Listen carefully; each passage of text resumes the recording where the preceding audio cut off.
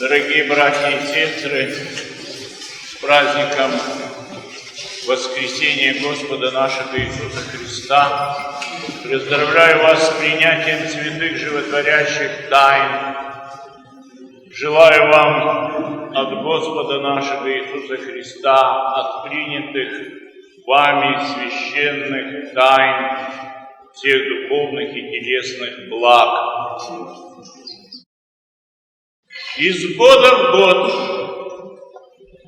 Великим постом, мы особо поминаем святых Ефрема Сирина за его молитву, которую ежедневно исполняем и в храме, и келейно дома. Господи, владыка живота моего, все еще знает.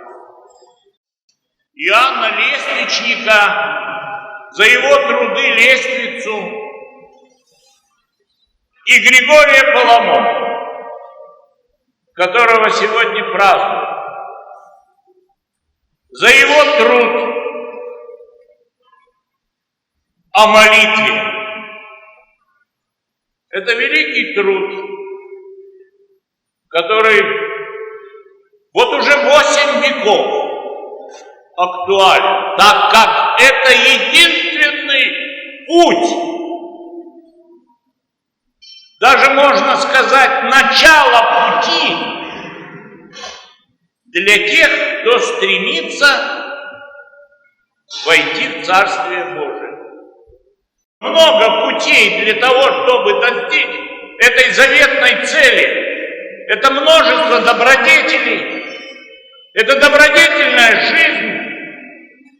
Но начало всего, как утверждал Григорий Паламо, и есть молитва. И утверждал это он не случайно, так как пользовался жизненным своим опытом, который приобрел на Афоне, живя среди молитвенников, которые в уединении, в пещерах, в пустыньках, для себя сооруженных, имели только одно — стремление общения с Богом. Были противники у Григория Паламы, были оппоненты. Они утверждали: Бог недоступен, и нельзя с Богом соединиться молитвой. Нельзя соединиться с Богом через молитву. На что Григорий Паламо очень хорошо отвечал: солнце от нас тоже далеко, и соединиться с солнцем кажется невозможно. Но мы подставляем свое грешное тело к лучам солнечным и получаем тепло. И тем самым соединяем свое грешное тело с небесным светилом, которое называем солнце, и получаем еще и витамины. Вот так же и через молитву мы соединяемся с Богом и получаем благодать. Для нас молитва — это маленький отрезок времени, который мы посвящаем, читая молитвослов. Утром 10-20 минут, вечером готовимся к причастию, правила вычитываем, и все это ограничено. А все остальное время мы не молимся.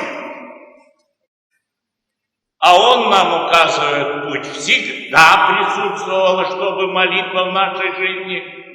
Очень трудно. Попробуйте вот с завтрашнего дня и целый день, чтобы Иисусова молитва у вас была не на устах,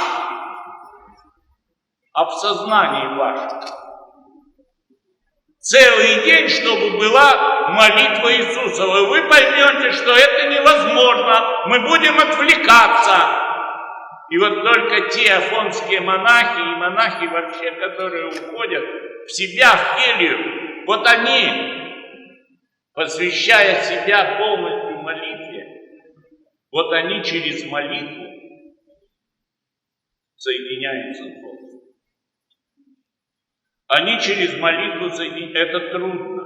Но Григорий Палама нам предлагает попробовать. Попробовать этот трудный путь. Вспоминаю митрополита Итерима Волоколамского. Его слова. Где на нас изливается молитвенная благодать? Если дома, она очень ограничена. Больше всего благодать молитвенная изливается на нас в храме. Когда мы стоим больше часа в храме, у нас начинают болеть ноги. Больше 2 часов у нас уже болит спина, поясница, голова. А больше 3 часов у нас вырастают крылья. Вот я всем вам желаю, чтобы на службе, какая бы она ни была длинная, постом, у вас у всех вырастали крылья. Чтобы все вы уходили отсюда молитвенно заряженные, как витамином D от солнечных лучей. Благодать, чтобы она была на вас, и она вас заряжала, и она была с вами. И у вас от этой благодати вырастали крылья. Сейчас многие говорят, вот коронавирус, вот в церкви там из одной чаши причащаются. Что будет в Пасху, может закрыть храмы. А церковь во времена холеры ходила по домам к холерным больным, заносила крест, освещала дом, в который говорили, там же холерный лежит, не ходите туда. А священники шли с крестами, с молитвами, заходили в эти дома, и никогда храмы не закрывались. Я думаю, что наш народ, верующий, не испугается и этого коронавируса, и будет в храме ходить, и молитвою мы его поднимем.